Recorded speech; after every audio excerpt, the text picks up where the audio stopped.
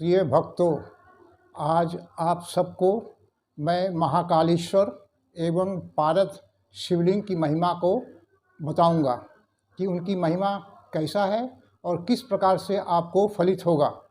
महाकाल जो कि कालों के काल हैं, देवों के देव महादेव हैं, जिनका आगे किसी का बस नहीं चलता। पारदेश्वर शिवलिंग की ऐसी महिमा है कि 12 ज्योतिर्लिंग में जितना दर्शन में जब को आपको फलित होगा, उससे हजारों गुना यदि आप रोज़ पारद शिवलिंग का भक्तिपूर्ण प्रणाम करके, उनको जलाभिषेक करके, उनको अक्षत, दूध और बेलपत्र से जो है उनको जलाभिषेक करेंगे तो हजारों गुना आपको तुरंत तत्काल जो है आपको फल मिलेगा। अकाल मृत्यु का भय आपके पास कभी मंडराएगा नहीं।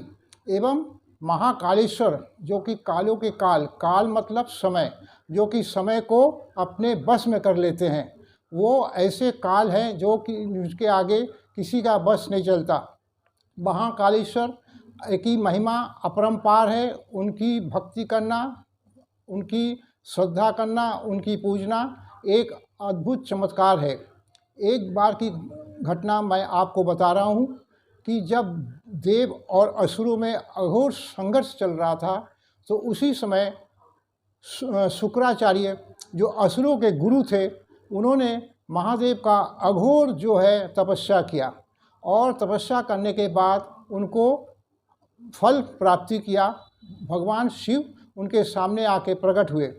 तब उन्होंने कहा कि हे बाबा भोलेनाथ, आप तो देवों के देव महादेव है, महाकाल है, आपके आगे किसी का बस न चलता। मैं आपका जो है साधना किया हूँ, तो मुझे मृत्युंजय मंत्र का और मृत्युंजय संजीवनी का जो है आपको वरदान दीजिए। तब महाकाल, देवों के देव महादेव ने कहा, ये नहीं हो सकता, तुम और कुछ मांग लो, क्योंकि जो मनुष्य इस पृथ्वी पे आता है उसकी मृत्यु अवश्य ही होता है। तब उन्होंने कहा कि हे महाप्रभु, ठीक है, तब मुझे आप संजीवनी का जो है वरदान दीजिए, जिससे कि मैं अपने असुरों के रक्षा कर सकूं, उनकी घाव को, उनकी चोटों को ठीक कर सकूं। तब देवासुर और असुरों में घोर संघर्ष होने लगा। असुरों की शक्ति दिन प्रतिदिन बढ़ता गया। देव घबरा गए। उन्होंने कहा कि अरे ये कैसे होगा, हमारे इतने अस्त्र शस्त्र सब बेकार चले जा रहा है। असुर के गुरु शुक्राचार्य जो है, इनको मरने के बाद इनको घाव को ठीक कर दे रहे हैं और पूरा जीवित कर दे रहे हैं, तब तो हम लोग की हार निश्चित है। तब ब्रह्मा जी देवों के देव महादेव के पास गए और बोले, हे प्रभु, आप ही ऐसा महाकाल हो, आप ही काल को अपने बस में समा सकते हो। शुक्राचार्य को यदि आप अपने बस में नहीं करोगे तो अकाल हो जाएगा, ब्रह्मांड सृष्टि नष्ट हो जाएगा, देवों का नष्ट हो जाएगा और सृष्टि सब अचराचर में हो जाएगा। तब महाकाल ने कहा, ठीक है, मैं एक ऐसी राक्षसी का उत्पन्न कर रहा हूँ जिनका नाम है कृतिका।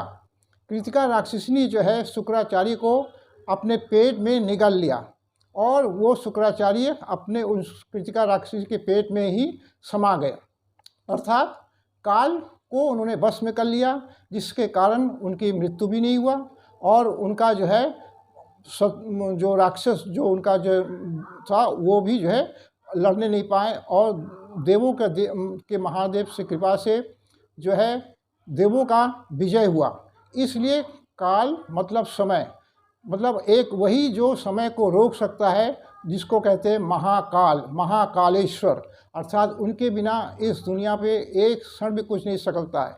जैसे असेंबली पे आप एमएलए और एमपीओ के माध्यम से रेजोल्यूशन पास होता है, अध्यक्ष उसको पास करते हैं, तब जाके वो बिल पास होता है। मगर देवों के देव महादेव के दरबार में किसी प्रकार का कोई किसी का अनुमति लेने की ज़रूरत नहीं है। देवों के देव महादेव जो एक बार निर्णय ले लिया तो समझ लीजिए निर्णय ले लिया, अर्थात इस महापुरुष, इस देवों के देव महादेव का यदि आप नित्य प्रतिदिन रोज़ पूजा करेंगे तो कभी आपको अकाल मृत्यु नहीं होगा, किसी प्रकार की आर्थिक की कमी नहीं होगी और पारदेश्वर शिवलिंग का जो है महत्व आपको हजारों गुना जो है आपको फल मिल